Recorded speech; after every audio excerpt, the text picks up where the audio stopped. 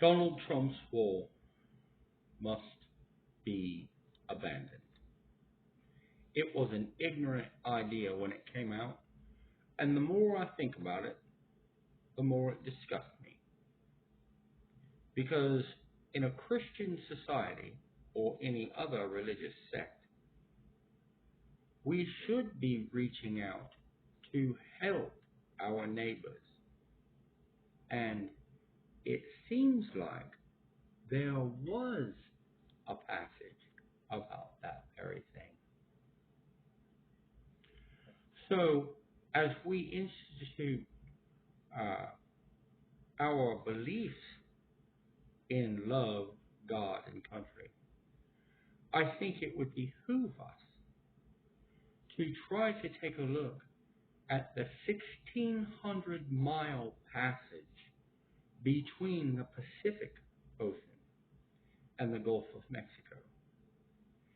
And if we take that 1,600 miles and try to build stadium-style assistance for these starving and not immunized and some uneducated uh, seekers of the American dream, we can help to educate and raise money along our borders in places like Southern California, Arizona, Texas, uh, and begin to unify the Latin Americans with the United States.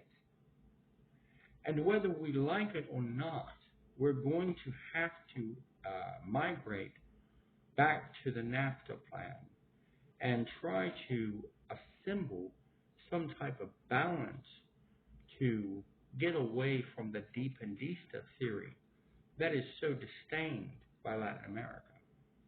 And what it is manipulation of economies and manipulation of laws, tariffs, and taxes that make things very uneven between Latin America, Canada, and the United States.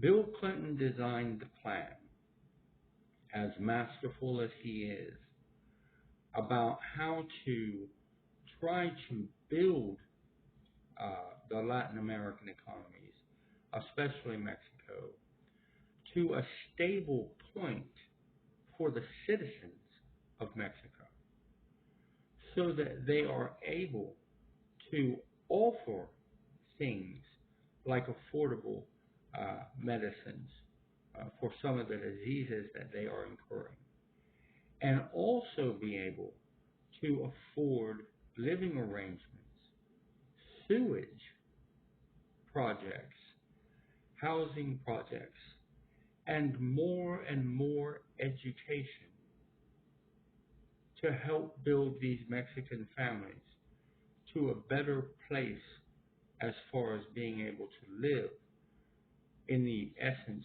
of the American dream.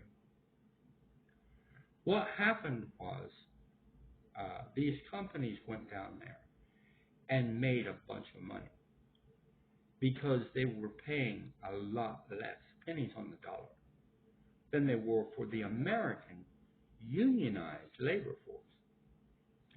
And what we got was a microcosm of why the unions were started in the first place on these J.P. Morgan railroads with sit-down strikes from underage workers who were not paid nearly enough as J.P. Morgan started his monopoly here in the United States of America.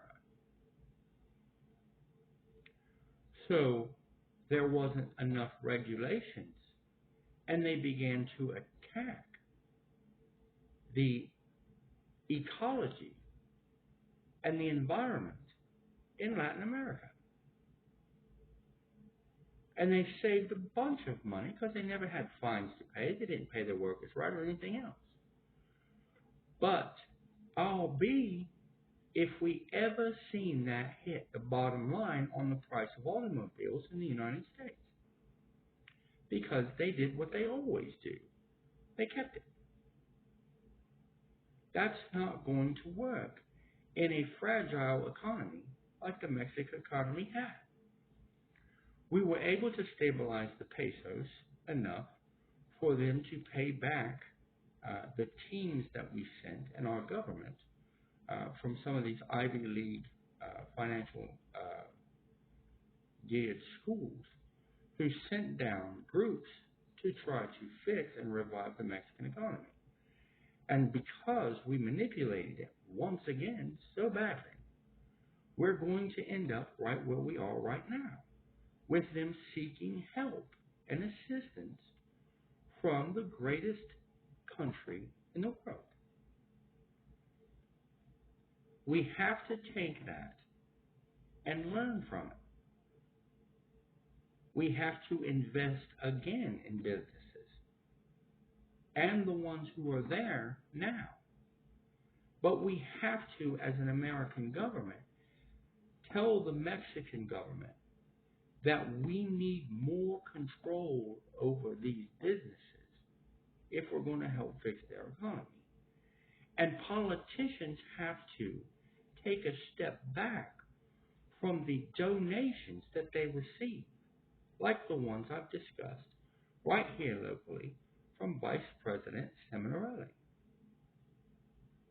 and say, we do appreciate what you're doing as far as helping the American politician, but we need you to step up for a little bit, because these oil companies have been the benefit of a whole lot of push from the American government.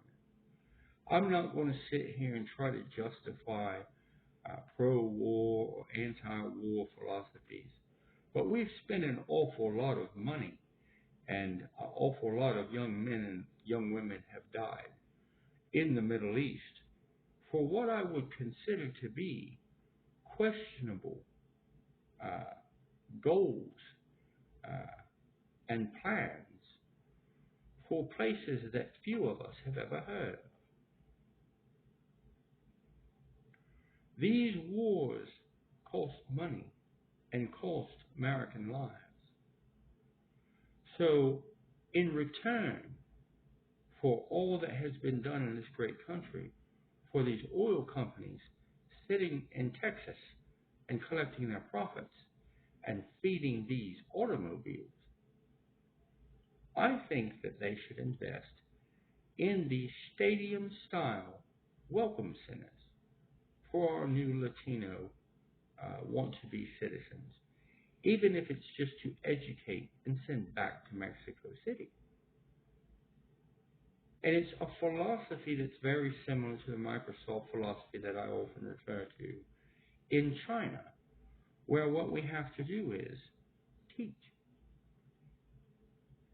We have to teach them a superior set of skills centralized in places like technologies, like software packages, like satellite systems, and try to build cities that are extending away from the overpopulated Mexico City geographically.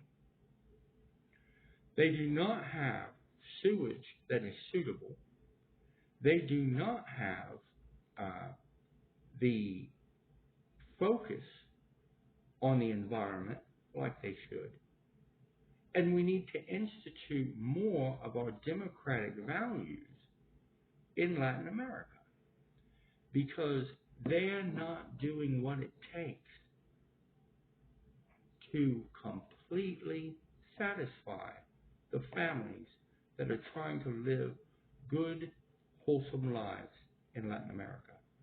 And they are coming here in numbers that are staggering. So FEMA and the Red Cross are already there.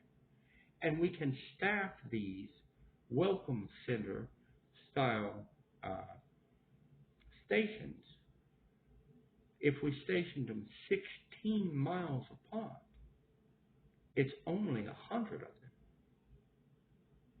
Now, between FIFA's soccer teams and the NFL, uh, they have 32 teams each. So there's 64, and then we can put 26 out there for other venues. Uh, and as we teach these uh, homeless, migrating, desperately seeking help immigrants coming from the Latin American borders, we can also use them to generate more education, more missions from churches, and institute more people getting involved in what I would consider to be a world crisis, which is uh, families that are unstable, children that are in need, and trying to create a better understanding of what the United States is all about.